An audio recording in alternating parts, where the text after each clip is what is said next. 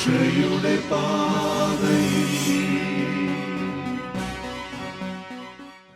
ഈശോമിശിഹായ്ക്ക് സ്തുതിയായിരിക്കട്ടെ. ഇപ്പോഴും എപ്പോഴും സ്തുതിയായിരിക്കട്ടെ.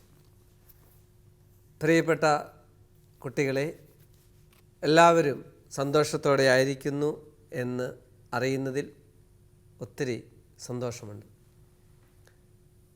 നമ്മൾ കഴിഞ്ഞ ദിവസം പഠിച്ച ഒരു പാട്ടുണ്ടായിരുന്നു. എൻ്റെ ഉള്ളിൽ ഈശോ, നിൻ്റെ ഉള്ളിൽ ഈശോ, ഇടത്തും വലത്തും ഉള്ള ആളുകളിൽ ഈശോ, മുകളിലും താഴെയും ഈശോ, എല്ലായിടത്തും ഈശോ. പ്രിയപ്പെട്ട കുട്ടികളെ, ഇന്ന് നമ്മൾ പഠിക്കുന്നത് ആറാമത്തെ കൽപ്പനയായ വ്യഭിചാരം ചെയ്യരുത് എന്ന ഈശോയുടെ കൽപ്പനയെ ഒരു വിദ്യാർത്ഥി എന്ന നിലയിൽ ചില കാര്യങ്ങൾ നമ്മൾ മനസ്സിലാക്കേണ്ടതുണ്ട്. അതിൽ നമ്മുടെ ഏഴാമത്തെ പാഠത്തിൻ്റെ പേര് ലൈംഗിക വിശുദ്ധി എന്നാണ് ഇട്ടിരിക്കുന്നത്. സ്ത്രീയോ പുരുഷനോ ആയിരിക്കുക എന്നതാണ് ലൈംഗികതയുടെ അടിസ്ഥാനം. എന്നെ കേൾക്കുന്ന കുട്ടികളെ ആൺകുട്ടികളെന്നും പെൺകുട്ടികളെന്നും രണ്ടായി തിരിക്കാം. ഇത് ദൈവത്തിൻ്റെ വലിയ ഒരു ഇടപെടലാണ്. ആൺകുട്ടിയായിരിക്കുക പെൺകുട്ടിയായിരിക്കുക എന്നത് ദൈവത്തിൻ്റെ വലിയൊരു പദ്ധതിയുടെ ഭാഗമാണ്. ഈ ദൈവത്തിൻ്റെ പദ്ധതിക്ക് അനുസരിച്ച് ഒരാൺകുട്ടി വിശുദ്ധനായിട്ടുള്ള ഒരു ആൺകുട്ടിയായിട്ട് ജീവിക്കുന്നു. വിശുദ്ധയായിട്ടുള്ള ഒരു പെൺകുട്ടിയായിട്ട് ഓരോ പെൺകുട്ടികളും മാറുന്നു. വ്യക്തികളുടെ ജീവിതത്തിനും കുടുംബത്തിൻ്റെ വിശുദ്ധിക്കും പ്രാധാന്യം കൊടുത്തുകൊണ്ട് ഈശോ നൽകിയ പ്രബോധനമാണ് വ്യഭിചാരം ചെയ്യരുത്. മറ്റ് കൽപ്പനകളൊക്കെ നമ്മുടെ ശരീരത്തിൻ്റെ പുറത്താണ് ഉള്ള കാര്യങ്ങളാണ് പറയുന്നതെങ്കിൽ ആറാമത്തെ കൽപ്പന നമ്മളോട് പറയും നമ്മുടെ ശരീരം തന്നെ നശിപ്പിക്കുന്നതിനെക്കുറിച്ചാണ്. വിശുദ്ധ പൗലോസ്ലീഹ കൊറിന്തോസിലെ സഭയ്ക്ക് എഴുതിയ 1-ാം ലേഖനത്തിൽ 3-ാം അധ്യായത്തിൽ നമ്മളിങ്ങനെ വായിക്കുക: നിങ്ങൾ ദൈവത്തിൻ്റെ ആലയമാണെന്നും ദൈവാത്മാവ് നിങ്ങളിൽ വസിക്കുന്നുവെന്നും നിങ്ങൾ അറിയുന്നില്ലേ? ദൈവത്തിൻ്റെ ആലയം നശിപ്പിക്കുന്നവനെ ദൈവവും നശിപ്പിക്കും. എന്തെന്നാൽ ദൈവത്തിൻ്റെ ആലയം പരിശുദ്ധമാണ്, ആ ആലയം നിങ്ങൾ തന്നെ. എത്രയോ സുന്ദരമായിട്ടാണ് നമ്മുടെ ശരീരത്തെക്കുറിച്ച് ഈശോ നമ്മളോട് പറയുന്നത്. നമ്മൾ പഠിച്ച പാട്ടിൽ എൻ്റെ ഉള്ളിൽ ഈശോ, നിൻ്റെ ഉള്ളിൽ ഈശോ, അല്ലേ? എല്ലായിടത്തും ഈശോയുണ്ട്. നമ്മുടെ ശരീരത്തിൽ നമ്മുടെ ഈശോ ഇരിക്കുന്ന ഇടമാണ് നമ്മുടെ ശരീരം.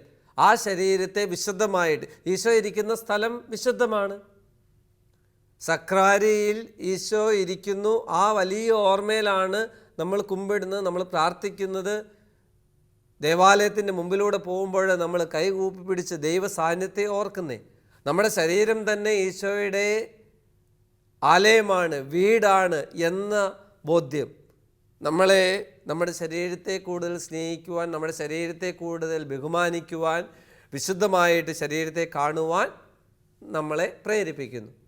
ഇനി നമ്മൾ കാണുന്നത് നമ്മുടെ ലൈംഗികതയുടെ മഹത്വത്തെക്കുറിച്ചാണ്. ഒരു ആൺകുട്ടിയായിരിക്കുക, ഒരു പെൺകുട്ടിയായിരിക്കുക, അതിൻ്റെ പൂർണ്ണതയിൽ നന്നായിട്ട് ജീവിക്കുക. ലൈംഗികത എന്ന് പറയുന്നത് ദൈവത്തിൻ്റെ ദാനമാണ്.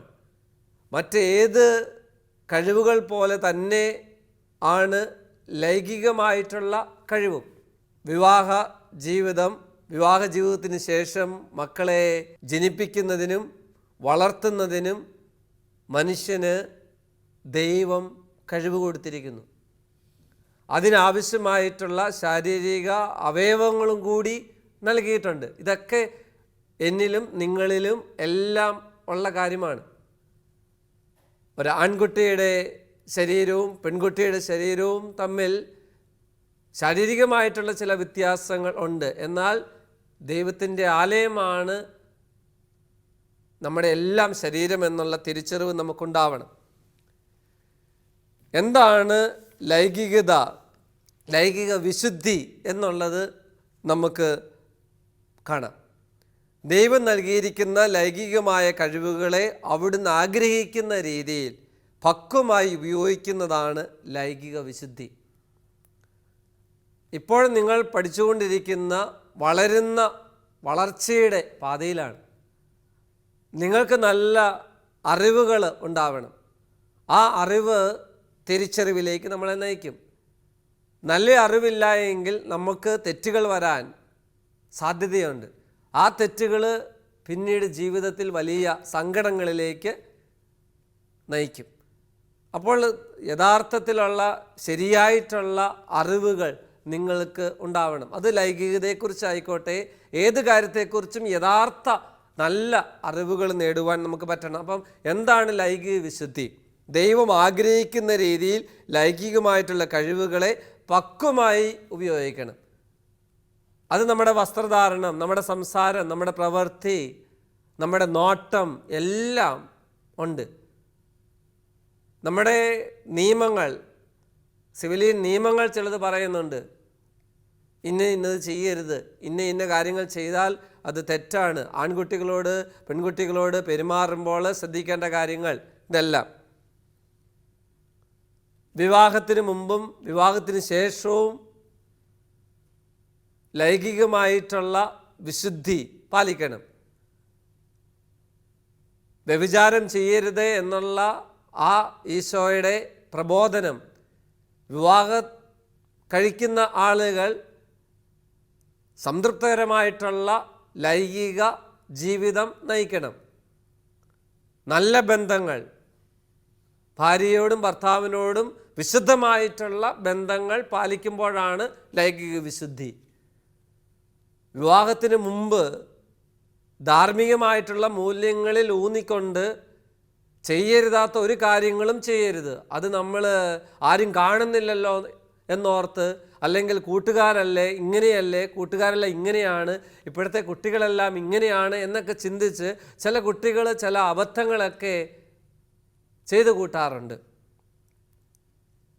ലൈംഗികമായിട്ടുള്ള വിശുദ്ധി നമ്മളോട് പറയുക എന്താ? പക്വമായിട്ടുള്ള പെരുമാറ്റമാണ്. നമ്മളെല്ലാം 10, 11, 12 വയസ്സുള്ള കുട്ടികളാണ്. അനാവശ്യമായിട്ട് ആരുടെയും ശരീരത്തിൽ ആരും സ്പർശിക്കരുത്, ആരെയും സ്പർശിക്കുവാൻ അനുവദിക്കരുത്. നിങ്ങൾ വീണു, നിങ്ങളുടെ ദേഹത്ത് മുറിവ് ഉണക്കുവാൻ അല്ലെ മരുന്ന് കെട്ടുവാൻ വേണ്ടി ഒരു നേഴ്സോ ഒരു ഡോക്ടറോ അല്ലെ അപ്പായോ അമ്മയോ സഹോദരങ്ങളോ സ്പർശിക്കുന്നതിനെക്കുറിച്ചല്ല ഞാൻ പറഞ്ഞേ.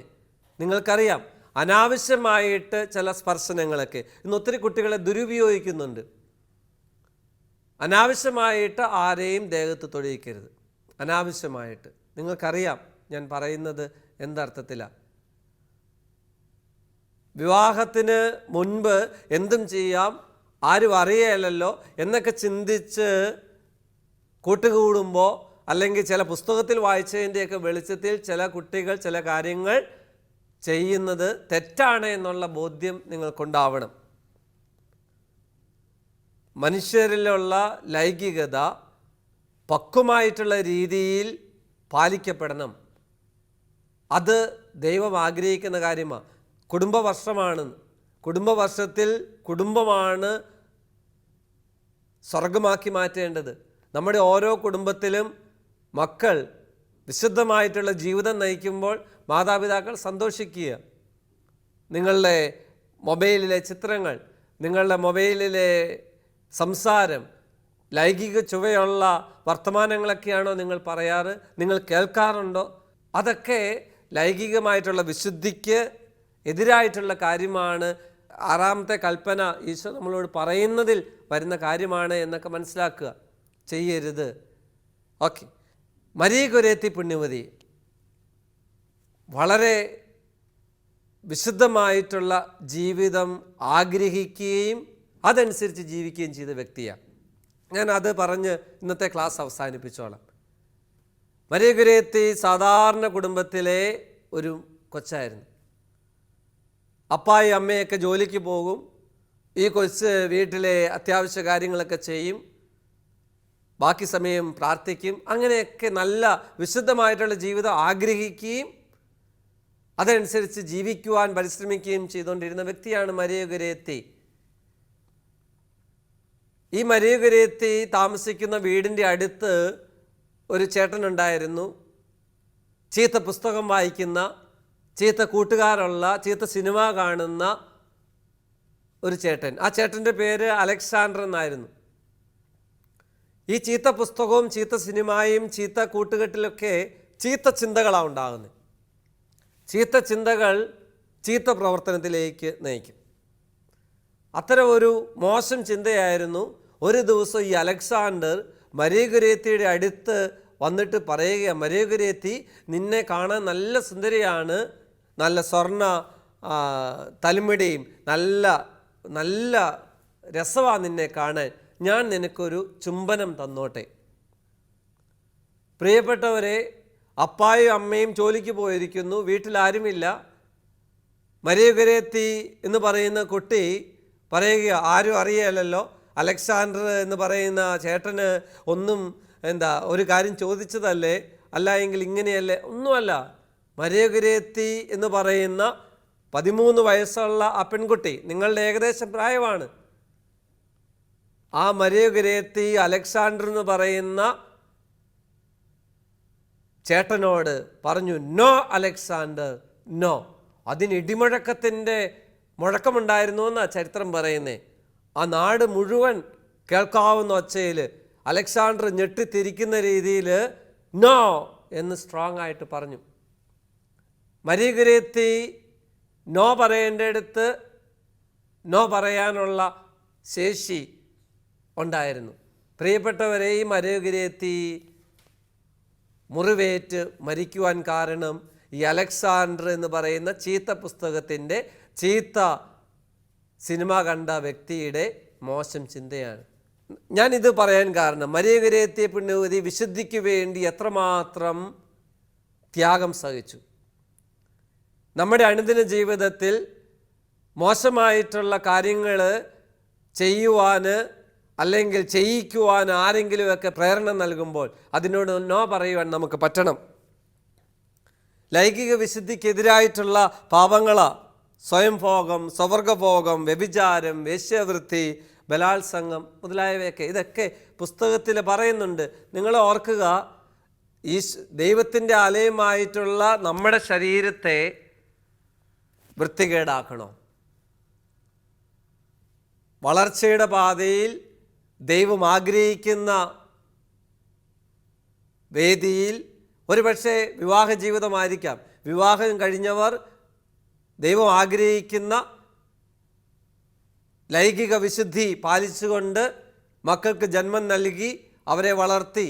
ആ രീതിയിൽ വൈദികരും സിസ്റ്റേഴ്സും ബ്രഹ്മചര്യം എന്നുള്ള വലിയ തപസ്സിനെ സ്വീകരിച്ച് ആ വലിയ വിശുദ്ധിയിൽ ജീവിക്കുന്നു. അപ്പോൾ നമുക്ക് ഏത് വിവാഹം അല്ലെ സന്യാസം, ഈ രണ്ട് ജീവിത അന്തസ്സിൽ നിന്നുകൊണ്ട് ലൈംഗിക വിശുദ്ധിയോടെ ജീവിക്കാൻ നമുക്ക് പറ്റണം. എന്നെ കേൾക്കുന്ന കുട്ടികളിൽ വൈദികരും സിസ്റ്റേഴ്സും നല്ല കുടുംബജീവിതം നയിക്കേണ്ടവരെല്ലാം ഉണ്ട്.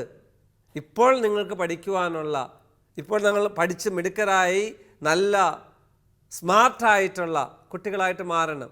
ഓവർ സ്മാർട്ട് ആവരുത്. മാതാപിതാക്കൾക്കും അധ്യാപകർക്കും നാടിനും വീടിനും സഭയ്ക്കുമെല്ലാം നല്ല മാതൃകയാകുന്ന വിശുദ്ധമായിട്ടുള്ള വിശുദ്ധിയുള്ള നല്ല മക്കളായിട്ട് നമുക്ക് മാറണം. അതിനുള്ളതാവട്ടെ നമ്മുടെ കാഴ്ചകൾ, അതിനുള്ളതാവട്ടെ നമ്മുടെ മൊബൈലിലെ കാഴ്ചകൾ, ടി വിയിലെ കാഴ്ചകൾ. അപ്പനും അമ്മയും വീട്ടിലുള്ളപ്പോൾ ജീവിക്കുന്നതിനേക്കാളും വിശുദ്ധമായിട്ടായിരിക്കണം അപ്പായും അമ്മയും വീട്ടിലില്ലാത്തപ്പോൾ നമ്മൾ ജീവിക്കേണ്ടത്. ആരുമില്ലാത്തപ്പോൾ നമ്മൾ എങ്ങനെ ജീവിക്കുന്നു, അതാണ് നമ്മുടെ വിശുദ്ധി. ആരുമില്ലാത്തപ്പോൾ, ആരും നിയന്ത്രിക്കാനില്ലാത്തപ്പോൾ ഞാൻ എങ്ങനെ ജീവിക്കുന്നു, നമ്മൾ ഓരോരുത്തർക്കും ചിന്തിക്കാം. നമുക്ക് കണ്ണുകൾ അടയ്ക്കാം. ഈശോയെ, കൗമാരപ്രായത്തിലുള്ള ഞങ്ങൾക്ക് നല്ല ലൈംഗിക വിശുദ്ധിയോടെ, നല്ല ബോധ്യങ്ങളോടെ, ഞങ്ങളുടെ ശരീരം ദൈവത്തിൻ്റെ ആലയമാണെന്നുള്ള തിരിച്ചറിവോടെ ജീവിക്കുവാൻ ഞങ്ങളെ പരിശീലിപ്പിക്കണമേ. ഈശോയെ, 6-ാം പ്രമാണത്തിലൂടെ വ്യഭിചാരം ചെയ്യരുത് എന്ന് ഓർമ്മിപ്പിക്കുന്നതിലൂടെ കുട്ടികളായ ഞങ്ങളുടെ ജീവിതത്തിൽ അറിഞ്ഞോ അറിയാതെയോ ചെയ്തു പോകുന്ന തെറ്റുകൾ ആവർത്തിക്കാതിരിക്കുവാൻ, ഞങ്ങളിലുള്ള ചില തഴക്കദോഷങ്ങളെ മാറ്റുവാൻ ഈശോയെ അങ്ങയുടെ അനുഗ്രഹം ആവശ്യമാണ്. ഈശോയെ ഞങ്ങളുടെ ജീവിതത്തിൽ വിശുദ്ധമായിട്ടുള്ള ജീവിതം നയിക്കുവാൻ, നോ പറയേണ്ടടുത്ത് നോ പറയുവാൻ, ഏസ് പറയേണ്ടടുത്ത് ഏസ് പറയുവാൻ ഞങ്ങളെ പഠിപ്പിക്കണമേ. ഈശോയെ ഞങ്ങളുടെ കൂട്ടുകാരുടെ കൂടെ വിശുദ്ധിയോടെ ജീവിക്കുവാൻ ഞങ്ങൾക്ക് ഇടയാക്കണമേ. ഈശോ മിശിഹായ്ക്ക് സ്തുതിയായിരിക്കട്ടെ.